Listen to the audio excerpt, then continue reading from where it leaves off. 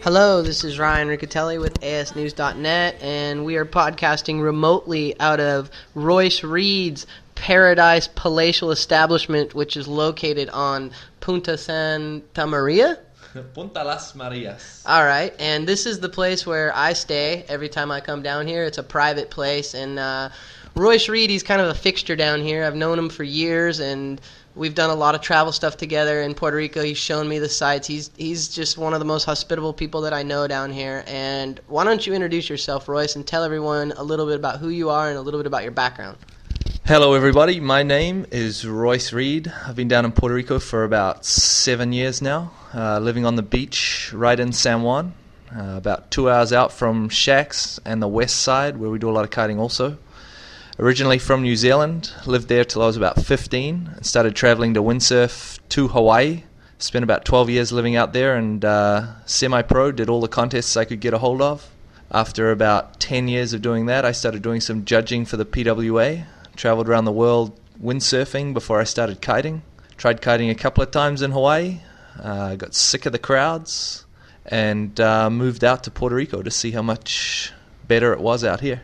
And a lot of people don't realize, but this guy, he lives the dream. He's a pilot. He flies for American Eagle. I mean, he gets ticket hookups everywhere. I think everywhere I've been, Royce tends to just drop in, and he lives down here. He flies between the islands, and he knows the Caribbean better than most people that I know. He's been to most of the islands. And why don't you tell a little bit about some of the places that you've been able to explore over the last few years? Without dropping the names of exactly where the best spots are, if you get the chance, the little islands, St. John's, Tortola, one of the best islands that I've ever seen for wave sailing is Anguilla, which is just out of St. Martin, about 5 minutes away. And you want to head down there when you see the big lows coming off of New York and staying fairly high. We'll get big clean swells, and the trade winds will keep on blowing, and it looks kind of like Cloud Break in Tavarua, and just phenomenal 1,000-yard wave rides right around a point with the wind blowing straight over a little point. So the waves are just glassy and super windy. But we've been up and down Bonaire, Curacao, Aruba, and there's, I think, 37 islands in the Caribbean that we've kited. So we've been just about everywhere down there. St. Lucia's got some amazing stuff as well. A little expensive if you go down there on the budget. But pretty much I stay away from the DR. It's like the last spot I'll go. Well, in Royce Reid, he's that soul rider. If you met him, he's basically a tall, red-headed guy. If you saw him, you just think he's a tourist, but you get the guy on water, and I mean, he's an incredible surfer, an incredible waterman. The other day, he's basically been my boat captain while we've been shooting this photo shoot down here, and we went up to this secret spot the other day, and I watched these guys just surf. I shot photos of these guys surfing just some amazing waves in Puerto Rico, and the guy literally lives the dream. He's an RRD rider. I want to switch gears a little bit and talk a little bit about RRD, and you ride all the kites, and you are that rider that you could pretty much ride anything you want. Why don't you talk a little bit about the RRD gear? Well, we started out down here in Puerto Rico, 99 I got here. And the shop that was down here sells just about every single brand of kites. And I wanted to set up a school down here, but I didn't want to step on anyone's toes. So I started looking around for which kite brand to sell. And I was talking with Josh Angulo, and he just said that Roberto Ricci was starting a kite company to go along with his boards. So I'd met Roberto back in the 80s when he was windsurfing in Maui doing all the contests, and we got along pretty good. So I gave him a call and went out to Italy and visited him, and got hooked up with RRD. So we started selling RRD before it was even really in the US, before Groundswell started doing anything with it.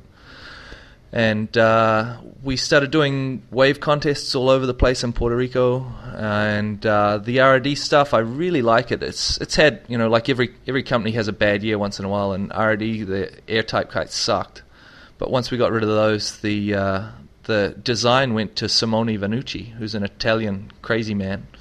And he lives out in Kauai testing kites all year round out on the North Shore out there. So he spends a lot of time on the R&D side of all the kites. It's all he does all week long, and he's really passionate about producing a killer product. So for the last 2 years, that Type 6 was a phenomenal freestyle and wave sailing kite. It really covered a lot of market.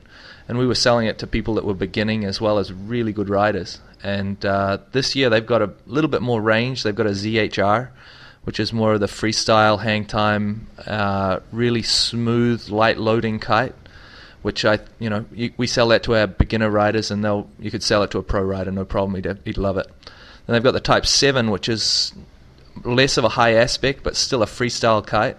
And I love to ride that thing in the waves. It's got super low loading, so instead of having to edge the board really, really hard to get the kite up to the window, it flies real free. So unhooked wave riding, you don't get that yank off the face when you clobber it late. You don't sort of go flying through the air. You can control the power really well if you use your body weight in the edge of the board. Then they've got the Type Wave, which works super well if you like to wave ride hooked in, probably the fastest kite that I've ridden. And it's got that fifth line safety system. When you push the bar out, the thing basically just falls out of the sky. And if you set it up just right, when you're wave riding, you can sail up to a 15-foot face, smack the lip, push out on the bar, and you'll stay on the face. So it doesn't create that huge surge you get a lot of the time when you're wave riding from some of the other kites. But the quality's killer. They're little wave boards, the wave off things. They're just unreal in the waves. And good fun, good stuff. Well, and Royce is that guy. If I'm going to be publishing some photos of his place, and he lives down here with he rents a place from Kiko, who's his landlord. And why don't you talk about Kiko and what his accomplishments are? Well, I met Kiko windsurfing out at Puntas one day, the wave in front of our place. And he's probably Puerto Rico's best known windsurfing. He went to the Olympics, and he's been down here for his whole life, growing up down here in the water.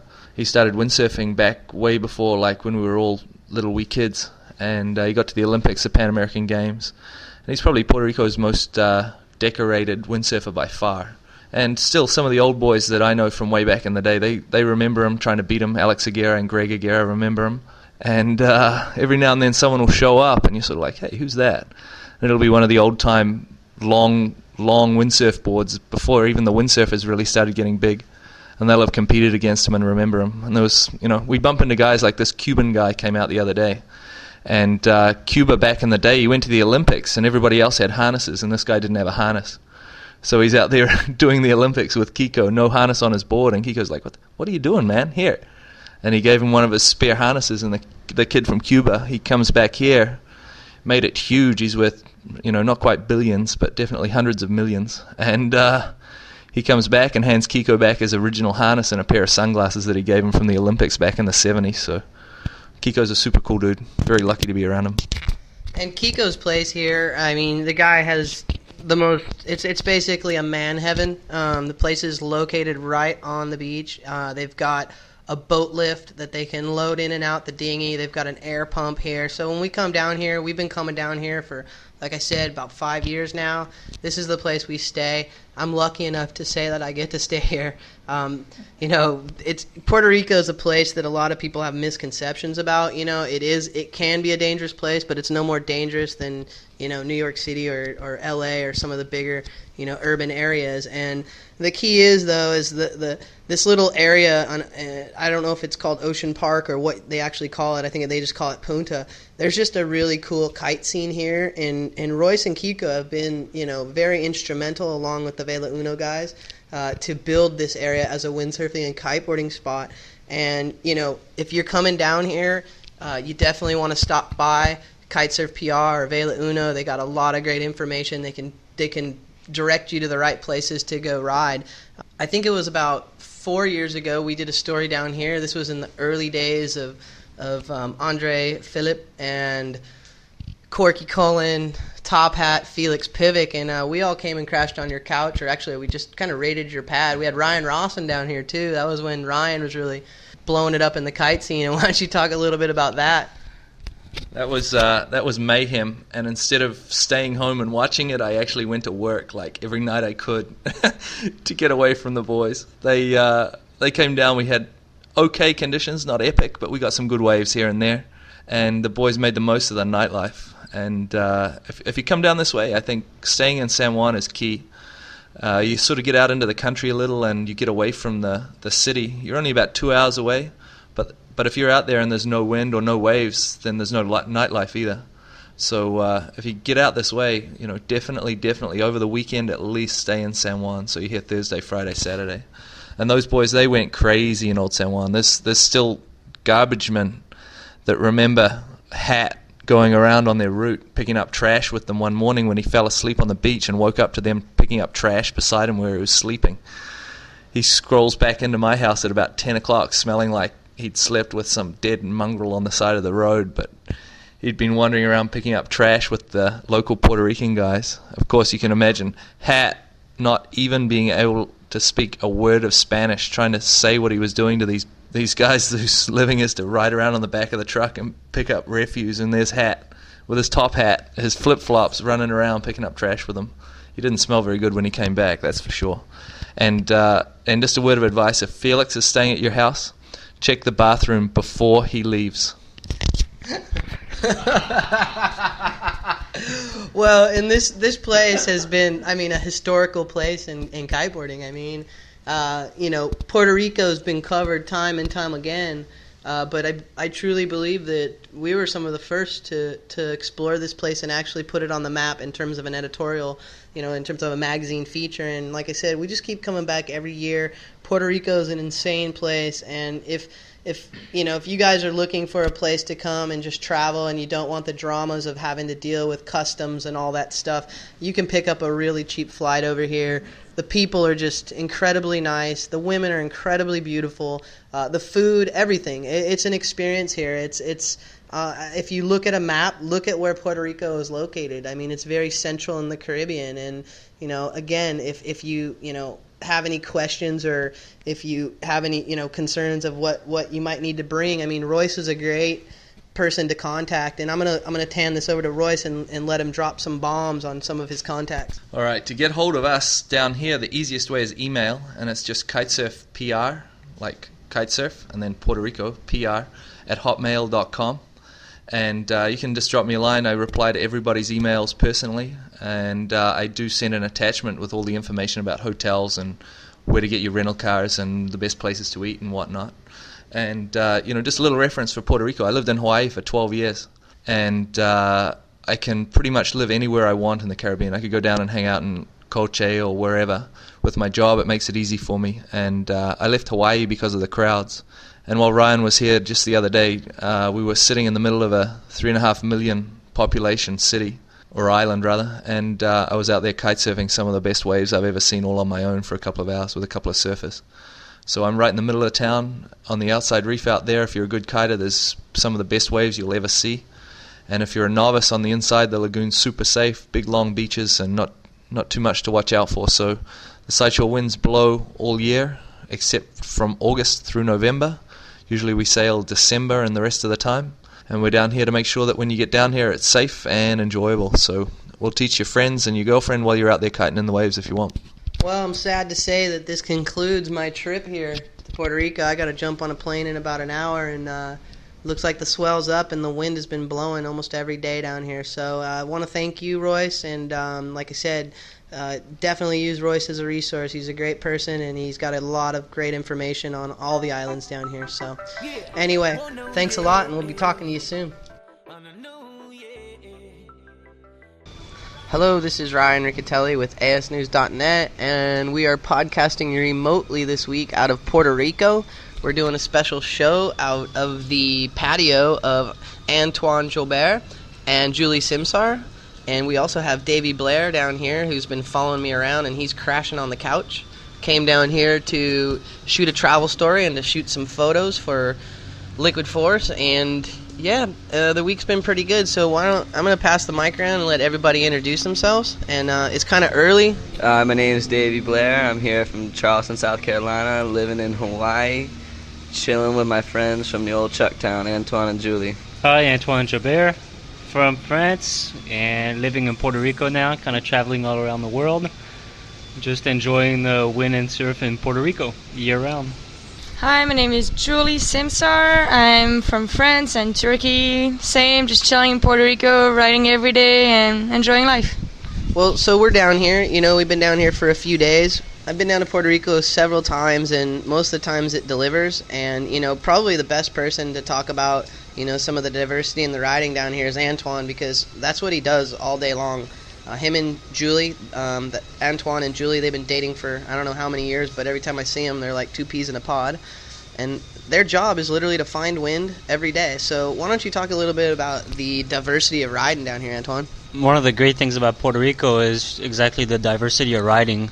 There's around 300 miles of coast, 100 on the north, south, 50 east and west, and you get wind on all sides. The north side of the island is all reef and waves pretty much, with some beaches in San Juan, Isabela, so some great places to go kite. And one of the great things is the wave riding. You have hundreds of spots on the north coast where you can surf, windsurf or kite surf, or just snorkel if there's no wind, no waves. So that's what we really like here. Based out of San Juan, right next to the airport, you have Ocean Park and Punta Las Marias, which is a great spot for just all around, with the reef outside, beach inside, flat water inside, and always a little crowd, so it's really friendly. If you go out west, you got the infamous Shacks Beach, which is an advanced spot. You really have to know what you're doing, because you will swim in, most likely, and you will go over some rocks. But if you're looking for a good wave riding, it's probably one of the best in the Caribbean. And in the south, you can find La Peguera, which is just a flat water haven. Mangroves, blue turquoise water, and strong, steady trade winds. So it's a really great place just to go ride if you want to work on flat water stuff. Other than that, if you get skunked with no wind or no waves, there's still 4 million Puerto Ricans in Puerto Rico, so you can have a good times, and they like to party. So you can go check out a movie at the mall or do some touristy stuff, or just go party. Julie, you're one of the top professional women riders in the world. I mean, I've been seeing you out there, and you've been doing things that most guys can't do. I watched you do kite loop handle passes the other day, and I've seen your riding level sure progress down here. And why don't you talk about a little bit about your favorite places to ride down here and what you like about Puerto Rico? Just like Antoine said, Puerto Rico has just so many great places to ride. Being based here in San Juan, I like it. That was our choice, because you can go out. I can go out right in front of my house, and I can do freestyle tricks. But I could also go to the reef and go a wave ride. And on the other hand, you still have a pretty good city life right next to it. So that's probably my favorite spot for right now, as far as conveniency. But then wave riding, definitely shacks and flat water. I mean, doesn't get any better than Peguera. You got turquoise water, mangroves, just a really, really pretty scene. So yeah, just enjoying the life in Puerto Rico, enjoying the riding. And so down here, we came down here. I came down here last Friday, and the wind picked up. We had a couple days of good riding. The swell picked up one day. We went out to a wave spot, and actually Davey had a chance to go out there, and actually Antoine surfed it as well. And what's that spot called? The surf spot is Punta Las Marias. It's right off of Ocean Park, and it's kind of the prevailing kite surfing, windsurfing, and sometimes surfing spot around here. The great thing about it is it's right off from the beach, so you can just kite straight out to it. It is reef, but it stays about waist deep. So if you fall, you're not bouncing off the reef. And it's a fairly friendly wave, easy to read. And it's a good ride. You can get easily 2 or 3 good turns on it, up to 5, 6 if it's really, really going. But really friendly ride. It's not far. And if you break down, the swimming is not that far. And people always out here are going to help you get in. So you're not going to get straight in on the reef by yourself getting pounded. So really good place to kind of work on your wave riding. What's the wave that, we had to take a boat out there the other day? I don't know if I can say the name, but we'll go for it anyway. Somebody's probably going to hate me for it. But it's Caballos, and it's a very advanced wave. It's a full barrel, which you can also surf, windsurf, kite surf. I've been out there with guys doing all 3 at the same time. So it is one of the most epic spots that I've been to. It is an extremely advanced spot. You will get worked no matter what gear you're on, but it's just that's probably the best place to ride in the world. So me and Davey and Royce Reid, we pack up with Corky Colin, I should say, who's sleeping right now, who missed the podcast. We packed up a dinghy. We packed it up with 4 surfboards, 6 kites, a couple kiteboards, 4 bodies, and we trekked our way up there with a 15-mile-an-hour engine. And at moments I thought we might tip over, but we ended up making it up to one of the most insane spots. And this place, if you don't know where it's at, it's not even worth trying to find it. It's a real secret spot. And Davey, you had a chance to surf some incredible waves. Why don't you talk a little bit about that? Caballos is a sick wave. It's a right. You can go left if you like, but the paddle out's a little bit harder on you. If you go right, you get sucked right back into the channel, and it literally just brings you right back to the peak. This wave is pretty unique because if you drop in on the outside, the inside bowl is like a J, so it's almost like you literally take a left-hand 90-degree turn and pull onto the lip and just get this mean shack. Coming from Hawaii, I've seen a lot of really nice waves there, and this one is definitely a world-class wave. Yeah, we had a lot of fun there. It was a good no-win activity to take part of here. Well, why don't we switch gears here? You guys, you said something when you introed the interview. You guys all know each other from Charleston, and a lot of people don't really know Julie or Antoine's background, so I'm going to pass the mic over to both of them and just let them talk a little bit about their background and how they got into kiteboarding and how they found their way into this crazy sport. The way I got into kiteboarding is I've always been into water sports.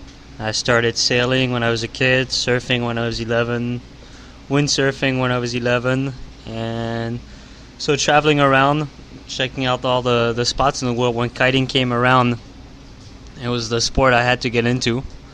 I started in the summer of 2000 in the gorge on 2-line ram air kites, which was kind of an experience, and brought some gear back to Charleston and just got into it. And the scene slowly grew. A couple of shop Half Moon started carrying it, and a kite shop open air. And the scene kind of grew from there, and really good crew in Charleston. Lots of fun guys, always people out to go ride with. My background, I'm from France, so I've always been riding in France for wind and water sports or mass media. You'll see windsurfers and kite surfers on cereal boxes and on billboards and TV. So that's one of the great things about riding over there is the top riders are rock stars. Here we still have to work really hard to get known and get our sponsors out there, but we still enjoy it, and the traveling is just great. I was studying in Charleston as well, College of Charleston, and I was also really into water sports. I used to water ski a lot, windsurf, and I met Antoine, and he was kiting. I thought, well, that kind of looks like fun, let me try it. So I tried it, and I just totally got hooked up to it. In the fall of 2002, started in Cabarete, and ever since then I've been doing it. Same, going back to Charleston is always fun. First time we met Davey, he was actually surfing, and Anton was jumping over him. So Davey was like, let me try that thing, looks fun. And ever since then, same, he's been hooked, and we're all kiting together now. Let's talk about a little bit about gear. And, I know I'm sitting here with 2 Liquid Force riders, so they're probably not the most unbiased riders. And Antoine, actually, he's an independent rider right now, and he's really into the gear. I mean, I've watched him fly a lot of different kites, and, he had his choice to buy his own kites this year. And, there's been a lot of revolution in kite design and equipment improvements. And, why don't you give your perspective on the new gear and what you're riding these days, Antoine? Well, I think the gear's come a long way, especially this year. Like, we saw an improvement. Kind of the way I look at the industry, the kites came out in 2000. 2001, everybody came out with a 4-line, everything worked. 2003, kites got much better. 05, gear got really tuned out. We got the 5th line, everything, all the gear works well. And 06, we're seeing the boat kites, and still some really high-performance sea kites. What I like about the new boat kites, or the flat kites, is the wind range. The one thing I don't like about them is that they're advertised that you can hold a 12 meter in 40 knots, and nobody should ever go out with a 12 meter in 40 knots. A 12 meters max wind range is 25. Even if it is a boat kite with 100% D-power, I've seen things go wrong with the best gear, and so just be aware of that. And as far as performance, safety, I think everybody's going well.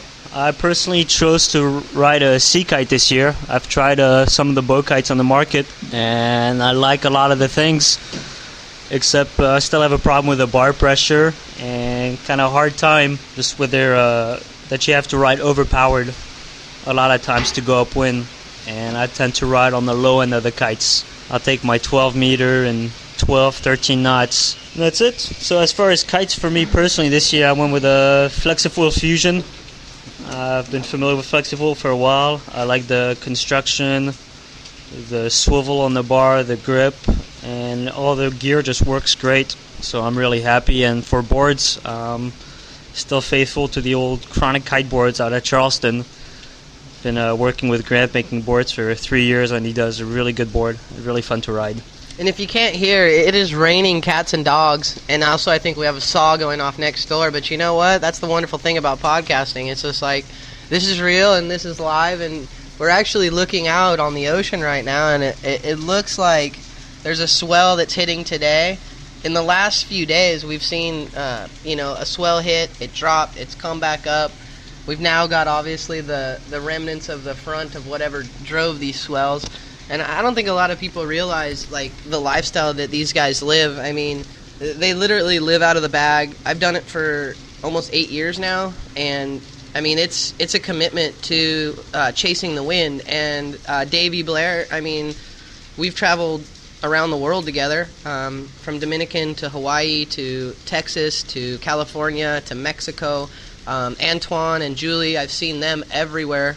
I mean, they've done the PKRA, they've done a lot of the competition sides, seen them in Texas, and, why don't you talk a little bit about that commitment, Davey? Yeah, Ryan, it is pretty solid commitment. I mean, like, as far as your friends and your family, I mean, they're at home chilling, just wondering what you're doing, and the awesome thing about this podcast is, since I am on the road 100% of the time, this podcast gives my family and friends a chance just to see what's up, what's going down out here. And like you said, it is living out the bag. Like, I just packed 3 bags, and once again, I'm about to drag them things around the world again. And it's, it can be tiring and it can be motivating, is just knowing where you're going to go. It's all worth it, because in the end, you end up in a really cool spot on the beach with wind or without wind. And when you got wind, it's definitely a lot better.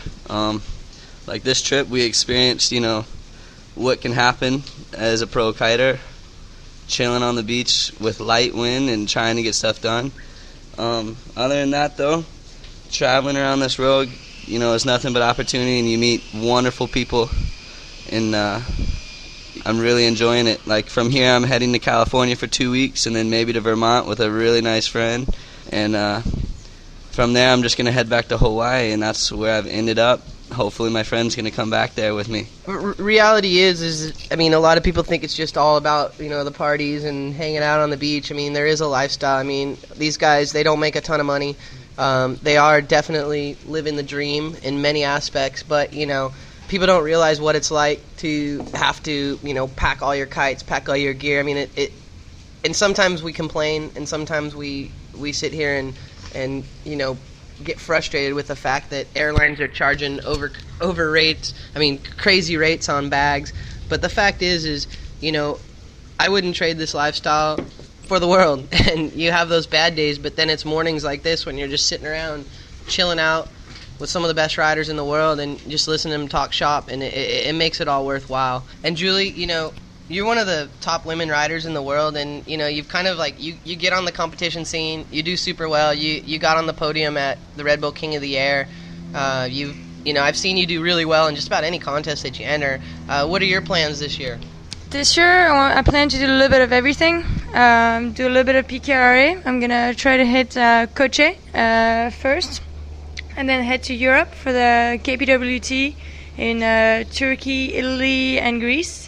And once I have done those 4 competitions, I'm just gonna go see and what I want to do. Keep on doing PKRA, keep on doing KPWT, or a little bit of both. And at the same time, spend time with my family in Turkey, and still, try to ride and get better every day. Let's get back to the gear thing too with you, because I know that I saw some brand new kites coming out. I saw some prototypes being flown. this week, and you were actually doing some crazy stuff, doing some mobs, doing some, like I said, kite loop handle passes, a lot of really advanced tricks. And why don't you talk a little bit about the new Liquid Force gear? In 2006, there's the Menace coming out, which is the high aspect regular sea kite, and also the one lots of people are waiting for is the Assault. It's the Liquid Force flat kite. I got to ride the Assault for the first time this week, and I really liked it. I was pretty impressed by what I could do on it. I was expecting less, and I got more, so it's always pretty satisfying. I think it's a kite that's going to work awesome in the waves. You'll be able to just kind of park it there and depower it and just surf the wave without worrying about getting pulled out of the wave. And I was also able to unhook. Everyone always, said, no, you'll never be able to unhook with that kite. But it was working all right for me. It does pull a little bit, but nothing compared to what I was expecting. So I was having fun, doing unhook tricks as well on that kite, and definitely a good wind range.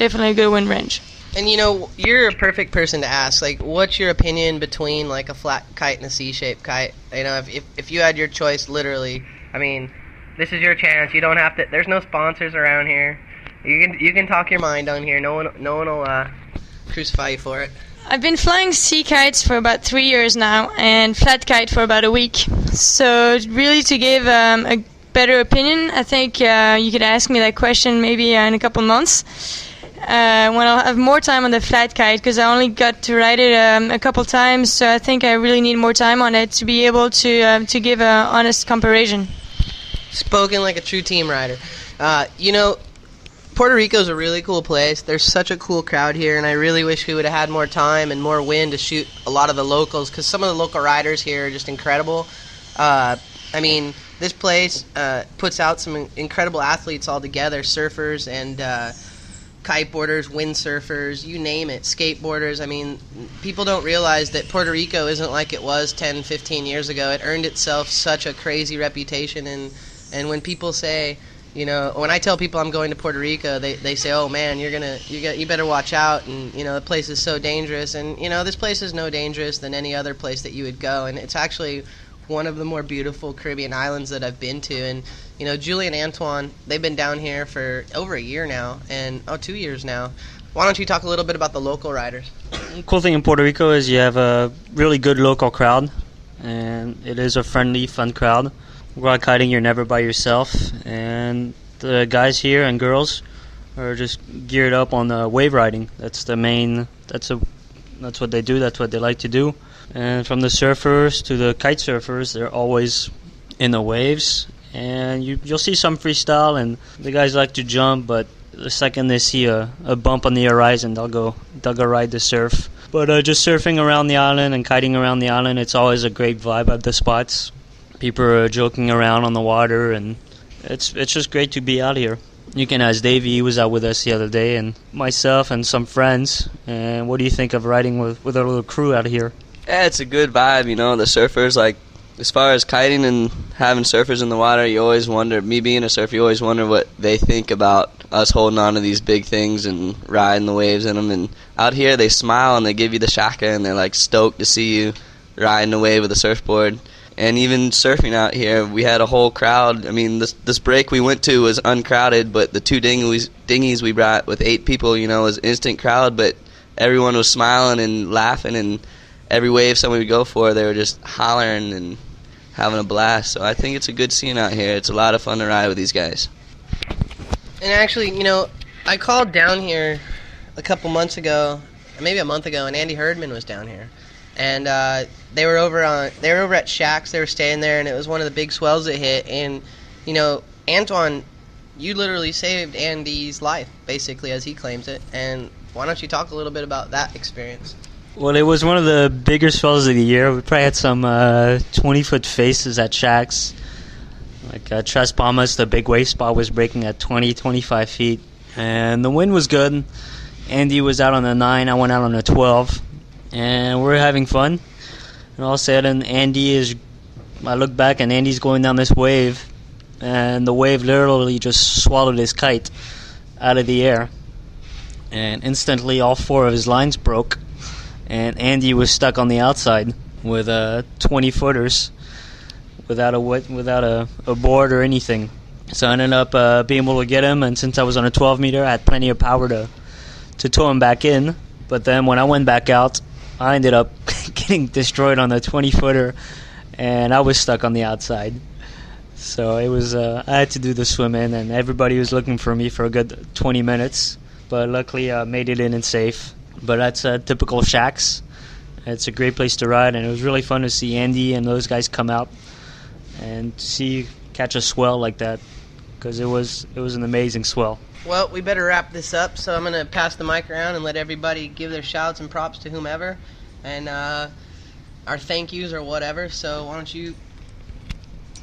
Yeah, I'd like to thank Liquid Force Kiteboarding for making this all happen, sending me around the world and giving me a good job. Wouldn't want to do anything else in the world. Also, Charleston Freight Station right out of Chucktown. Good company to get your kites anywhere in the world you need them. Guys, look it up if you need. And all the boys and all the girls, you know who you are. We're going to thank the sponsors. We got Chronic Kiteboard and Ultra Nectar, and always cool supplying me with whatever I need, so I'm stoked. And I'll just keep on riding, having fun. Well, I want to thank Liquid Force Kites. Thank, of course, Chronic Kiteboards. Thanks, Grant. Thanks to Kine, and kitesurfbeach.com in Turkey. Alrighty, well, that wraps it up. Hey, this is Ryan Riccitelli, asnews.net, podcasting remotely out of Puerto Rico this week, and we'll get back at you next week.